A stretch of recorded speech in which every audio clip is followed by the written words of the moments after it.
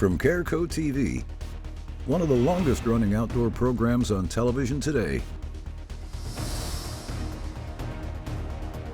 exploring the country and the coast in search of adventures. From the mountains of the Great Northwest to the shores of the Atlantic Ocean, this is Americana Outdoors, presented by Garmin. This week on Americana Outdoors, keep your eyes on the skies because we're going dove hunting with Wade Middleton and Jeff Reynolds. And later in the show, we'll show you some of our favorite ways to do our part in controlling the wild hog populations with modern sporting rifles. I've had a chance to hunt doves in a lot of different places, but my favorite is hunting them up and down the Highway 90 corridor. That corridor runs, in my opinion, from San Antonio to Del Rio, and there's a lot of little bitty towns stretched between there, Castroville and Hondo and D'Hanis and Sabinal, Canepa, Uvalde, Bracketville, then you end up in Del Rio, and all around all those towns, you know, north and south of them, you can find some pretty good dove hunting for both white-winged doves and mourning doves. You know, one of the things I like most about dove hunting is just being able to spend time in the outdoors with a buddy, you know, whether you're sitting under a tree or sitting on the edge of a pond, just the social aspect of it. You know, it's not like you're sitting in a tree stand hunting deer. You know, you can talk and carry on, and if a bird flies by and you get a shot, great. If not, I mean, you're still sitting there having fun. Oh, smoked him. Gotta go find that one. Yep. I thought he was right in this line. He may have been that far though. He was out here a little ways. But I don't think he was on the other side of the pond. I thought he was between me and you, basically. Oh, the mourning dove. Walked all around that bush. You know, you marked him though. You said that mesquite right there. Yeah. And sure enough, that's where he was. Perfect. There's two breasts wrapped in bacon with That's some a pretty cream good cheese. shot right there. I'll give that to you. That was pretty quick draw. Well, to feed the group, we're gonna have to draw. Yeah, you're right.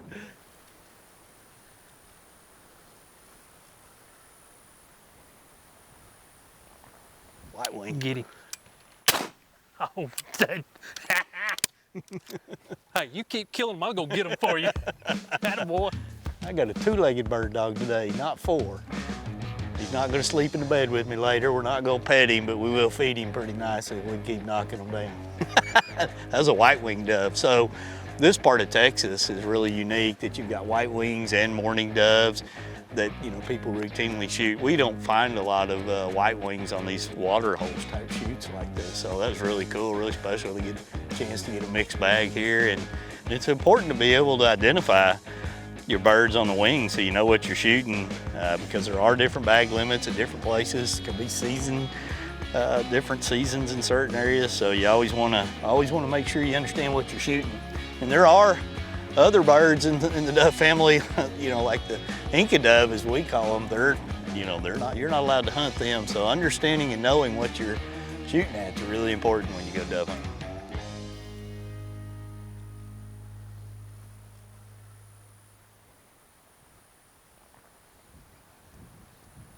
Wait, right here. Good shot, Jeff. I had to let you build your confidence up. I appreciate it.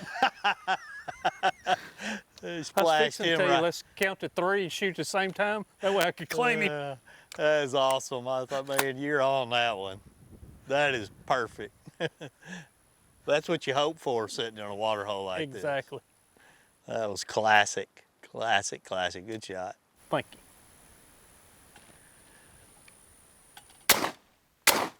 Oh, got him. I got him marked. I can get him if you... Hold on. I say he went down just right. I got him marked. Okay. It's hard to find him up here. Yeah, I I know. just don't think he's this far. I think he's He between me might and not have Gentry. been. He might have been back I there. think he'd be between me and Gentry. This is a pretty good ways out. Yeah. Because Oh, right here. Got him. Got a runner. Good job, dude.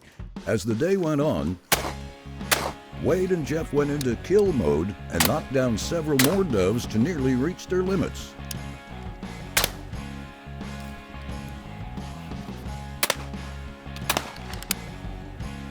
Got him. With the sun setting and the end of the legal shooting time nearly here, it's almost time to head in for the night as Wade takes his last shots of the day.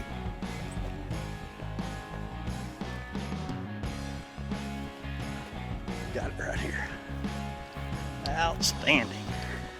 Well, we're basically right about out of time. That's your typical morning dove around a water hole. It's your last few seconds of the day.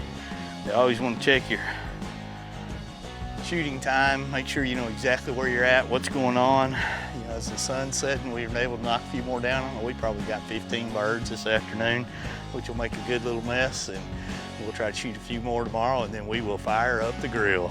Doesn't get much better. We'll return to the field in just a moment, but in the meantime, take this opportunity to subscribe to our Americana Outdoors YouTube channel. You know, dove hunting is one of those activities in hunting that scouting really is important. You have to cover some ground to find where the doves want to be. From the morning to the evening, they obviously migrate because they are a migratory game bird, and their patterns will change, and thus you as the hunter kind of got to adapt with them. I mean, how many of us have been dove hunting and sitting by one tree and about 8 or 10, 15, 20 fly over another tree, and we got to migrate to that tree. It's just a dove hunter's nature. If you want to try to get up to that corner, you're gonna have to go through there. Do you want to go in the corner and I'll go this way? Either way, That's fine. whatever you want to do. Where you need to be. Well, either one, really. A bunch of them fly down there, but they, right down here is where they continually Come in. That's fine. But You go that way. okay, I'm gonna give you time to get down there because they're gonna fly out.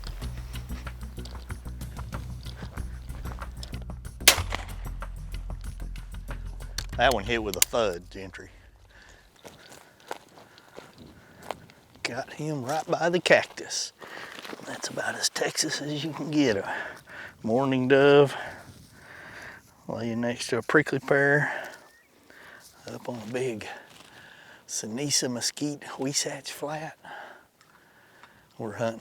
This is a well right here, and there's 4 or 5 cattle troughs up and down this line. We get a lot of birds in here every year. I mean, I've sat right in there and just sat for hours to get a limit. Sometimes you can sit right here. I mean, you just got to go where the birds are. That was awesome. Oh, there goes 2 more right over the wedding meal. Dove hunting, I probably keep as simple as anything I do. Got an over and under shotgun that I've had for 20 plus years. I throw a high vis sight on it. You know, my eyes aren't what they used to. It just really helps me focus. There's lots of colors to that sight, options that people can choose. 12 gauge shotgun shells for me. I need to put as many pellets in there as I can. 7.5, 8 shot. I like a more high powered load, put it out there as fast as I can. And that's about as simple as it can be when it comes to dove hunting.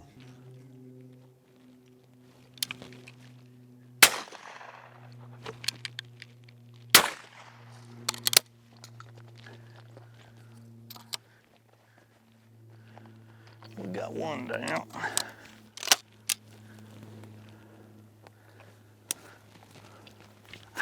You little sucker.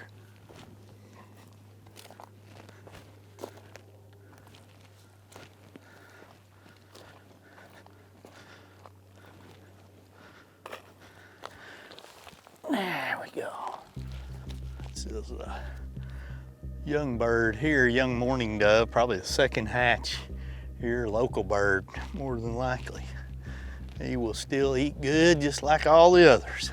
I like it. These late season birds are a little more educated. Move at the wrong time, they dive and dart and twist and a turn. And you know, as you get the cold fronts coming through, these doves will migrate further and further and further south. And you know, when you get on some birds and you see a group, you gotta really hunt them, especially these mourning doves, even the white wings. They're so migratory in nature, but you know, we like to not hunt them in the morning, especially the white wings. That's something I learned from Sammy Nooner a long time ago. If you don't hunt them in the morning as much, you'll really keep those birds around.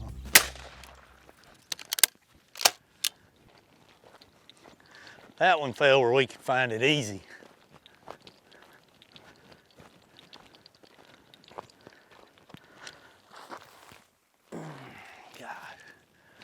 Bacon, cream cheese, and a jalapeno, our Cabela's pellet grill. We will be in heaven. Eating doves has to be one of the best delicacies in the world. Top 5 for sure, in my opinion. They're a dark meat. You take some cream cheese, you take a jalapeno, you wrap some bacon around it, put a toothpick in there. I've been using a Cabela's pellet grill lately because I can really monitor my heat. I can get consistent with what I'm doing. I can use my temperature probes to go in there and check my meat. I put those on the grill, set it about 375, sometimes 400 if I've got a lot of them on the grill. I want an internal temperature of up around 155, 160. My bacon will be a little brown and crispy at that point, and when you take them off, kind of let it rest for about 4 or 5 minutes, and man, they just disappear. You can take a mound of 50 or 60 dove kisses and everybody loves it. And another thing, if there's any left, which there rarely is, you eat them cold the next morning, the next day while you're watching a football game, and they are just as good, if not better. We'll return to the field in just a moment. But in the meantime, take this opportunity to subscribe to our Americana Outdoors YouTube channel. Hunting for hogs is very exciting.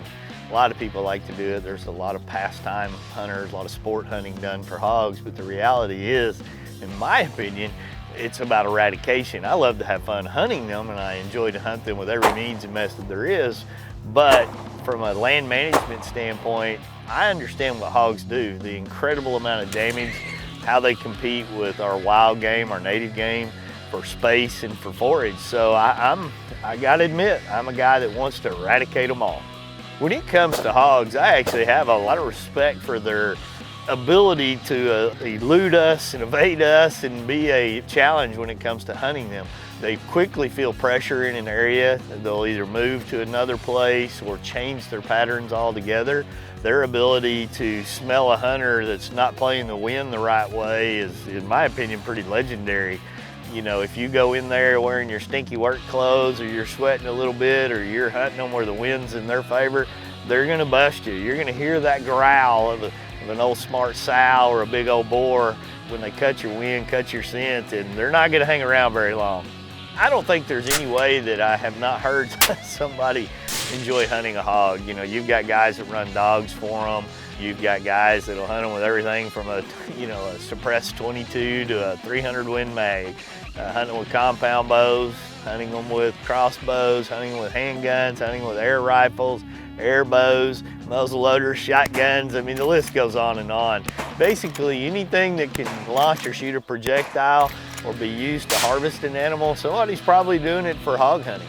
Same situation when it comes to hunting with modern sporting rifles. I absolutely think that a modern sporting rifle was a perfect platform designed for hog hunting. You know, you can get a bigger clip in there, you can put lights on them for nighttime hunting, you can put a thermal on them, you can put, you know, a 4x6 type power scope so you can quickly get on them and take them at up close and long distances. You're dealing with calibers that are anything from 5.56, 223 up to your 308s. You know, you can really knock down some pigs in those types of situations at long and close range. For our first hog hunt, we're joining Scott Newby on a recent hunt where he had an opportunity to take one of those modern sporting rifles from Smith Wesson out to an area we call the New Field.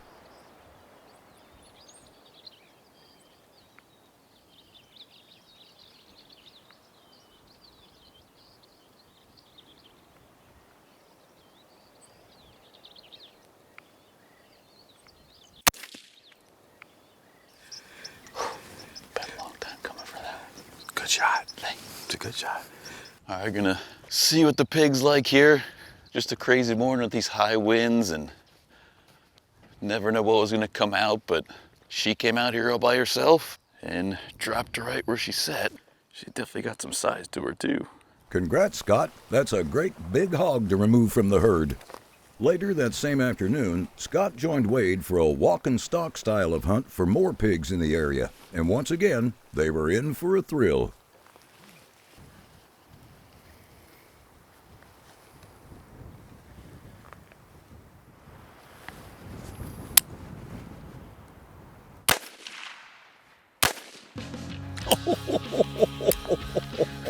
Nice, nice shot. That's awesome. He's been raiding the corn feeder for about 2 months. I've been like, we got to get rid of him. There's nothing good about him at all. No. So we're coming up to the muddy, and as we're walking up, see this black and white figure that thankfully was a pig. So wind was in our favor, snuck right up, and heck, I don't know, maybe a 100-yard shot, and squeezed one off. So I had an opportunity for another, squeeze another, and dropped right then and there. And now we have a pig down and other happy deer, turkeys, and any other things that we want to grow and get fed. There's another nice shot for Scott once again. Thanks for coming down and helping out with the efforts to maintain population control among the wild hogs. We'll return to the field in just a moment, but in the meantime, take this opportunity to subscribe to our Americana Outdoors YouTube channel. As we all know, one of the main reasons we hunters love hunting pigs is because of the mass destruction they cause to properties, which makes it critical to control their populations.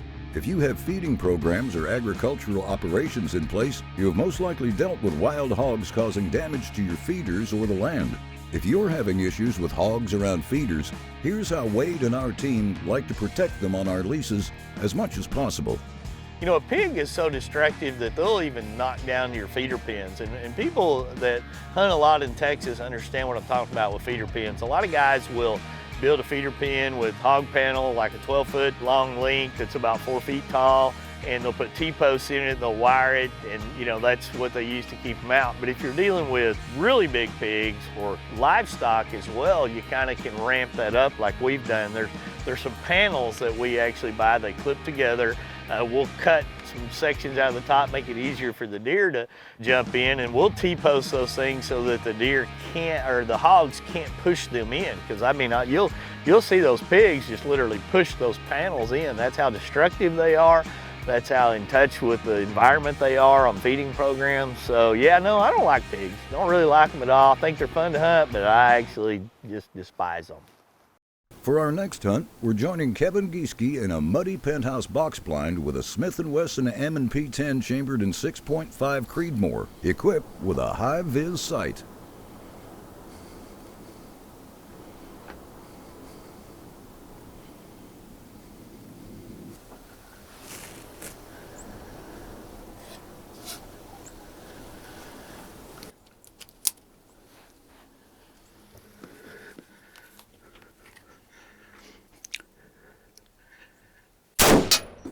Pretty awesome.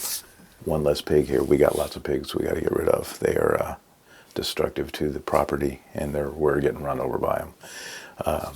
Smith Wesson M&P 10, 6.5 Creedmoor. Also, it's got the high-vis sight on it, so it's pretty cool. Target acquisition is pretty neat. I'm going to go grab him and be right back. Way to go, Kevin. Thanks for helping to put a dent in the wild hog population. Now, let's catch up with Gentry Applegate, who has recently taken up hunting hogs, and see how he put the Smith & Wesson M&P 10 to good use in another area.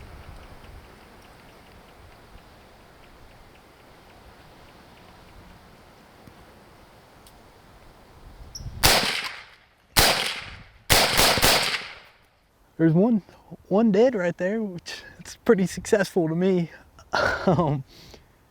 That was kind of crazy how it all went down. Usually I don't have to sit here and figure out which one I want to shoot, get a shot on it. Usually it's one big one and 100 small ones, not one giant one and 100 big ones. So pretty excited there.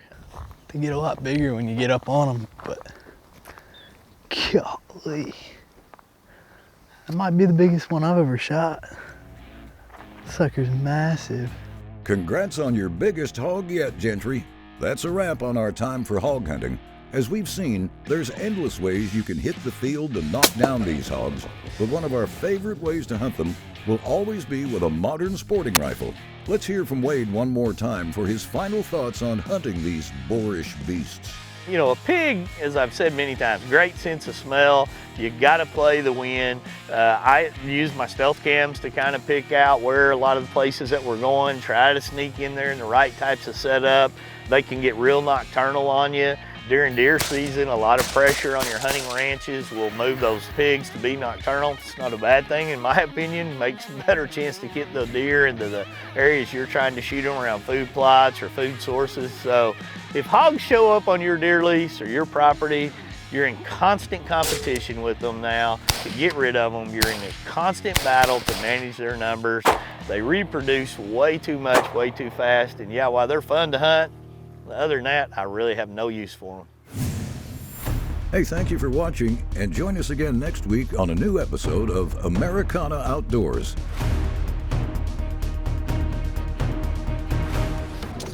Americana Outdoors is a Careco TV production.